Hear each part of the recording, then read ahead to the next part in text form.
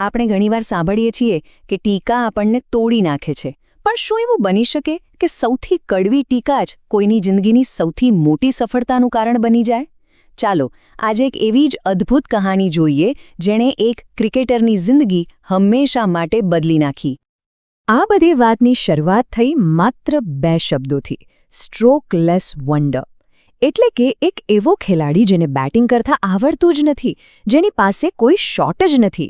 આ અપમાનજનક શબ્દો કોના માટે હતા અને એની એવી તો શું અસર થઈ કે આખી કહાણી જ પલટાઈ ગઈ? ચાલો જાણીએ. તો વાત છે વર્ષ 1983ની. ભારતીય ક્રિકેટ ટીમમાં એક નવા ખેલાડીનું આગમન થયું હતું. નામ હતું નવજોતસિંહ સિદ્ધુ. પણ એમની શરૂઆત, સાચું કહું ને, તો એટલી ખરાબ રહી કે બધાને લાગ્યું કે એમનું કરિયર શરૂ થતાં પહેલાં જ પૂરું થઈ જશે. એમની શરૂઆતની નિષ્ફળતાનો ગ્રાફ જુઓ. 1983માં ટેસ્ટ ડેબ્યુ કર્યું. માત્ર 3 ઇનિંગ્સ રમવાનો મોકો મળ્યો અને બસ તરત જ એમને ટીમમાંથી બહાર કરી દેવામાં આવ્યા. એવું લાગતું હતું કે એમની આખી ક્રિકેટ કારકિર્દી પર જાણે પૂર્ણવિરામ મુકાઈ ગયું. આ આંકડો બધું જ કહી દે છે. એમનો હાઈએસ્ટ સ્કોર હતો માત્ર 20 રન, અને એ પણ 2 કલાક સુધી બેટિંગ કર્યા પછી. આ પ્રદર્શન પછી ચારે બાજુથી એમના પર ટીકાઓનો વરસાદ થવા લાગ્યો. સ્વાભાવિક છે કે ટીમમાંથી આ રીતે બહાર થવું કોઈપણ યુવાન ખેલાડી માટે બહુ મોટો આઘાત હોય. લોકો એમના ભવિષ્ય પર સવાલો ઉઠાવી રહ્યા હતા અને સિદ્ધુનું મનોબળ એકદમ તૂટી ગયું હતું. પણ કહેવાય છે ને કે જ્યારે બધા રસ્તા બંધ થઈ જાય છે ત્યારે જ ક્યાંક એક નવો રસ્તો ખુલે છે.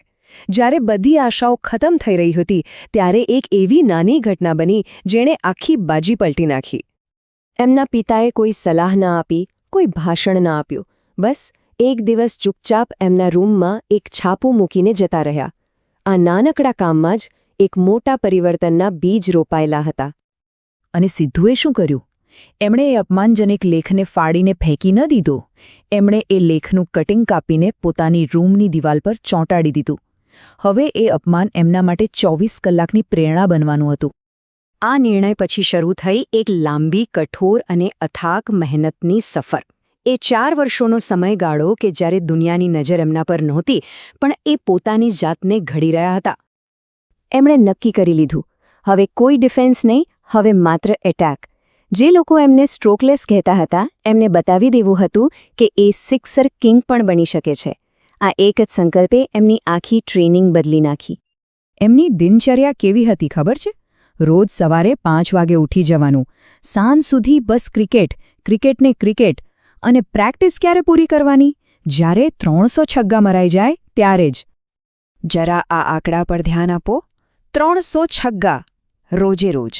વરસાદ હોય કે ગરમી, થાક હોય કે ઈજા, આ લક્ષ્ય ક્યારેય ચૂકાયું નહીં. આ એમની જીદ હતી, એમનો જુસ્સો હતો. કહેવાય છે કે પ્રેક્ટિસના અંતે એમના ગ્લવ્સ એ ફક્ત પરસેવાથી નહીં પણ લોહીથી પણ લથબથ થઈ જતા.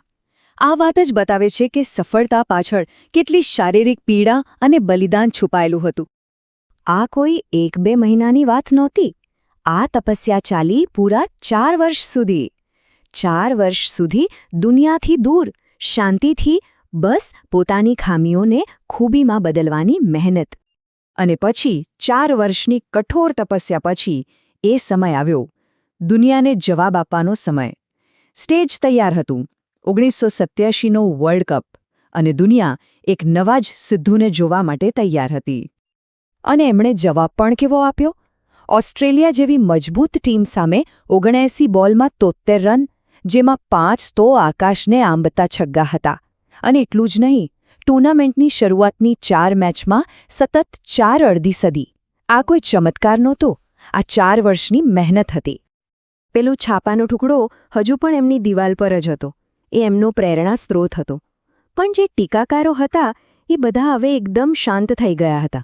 એમના બેટે જ બધાને જવાબ આપી દીધો હતો. હવે સિદ્ધુની આ કહાણીમાંથી આપણને શું શીખવા મળે છે? કારણ કે આ વાર્તા ખાલી ક્રિકેટની નથી.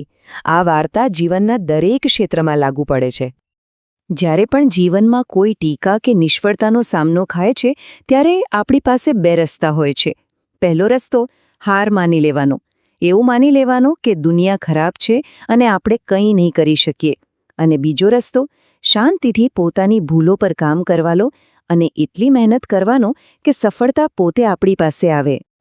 આખી વાતનો સાર એટલો જ છે કે પસંદગી આપણા હાથમાં છે.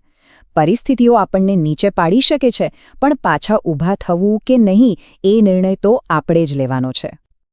તો અંતે આ સવાલ આપણા બધા માટે છે. આ કહાણી સાંભળ્યા પછી જ્યારે પણ જીવનમાં કોઈ નિષ્ફળતા કે ટીકાનો સામનો કરવાનો આવશે, ત્યારે આપણે કયો રસ્તો પસંદ કરીશું?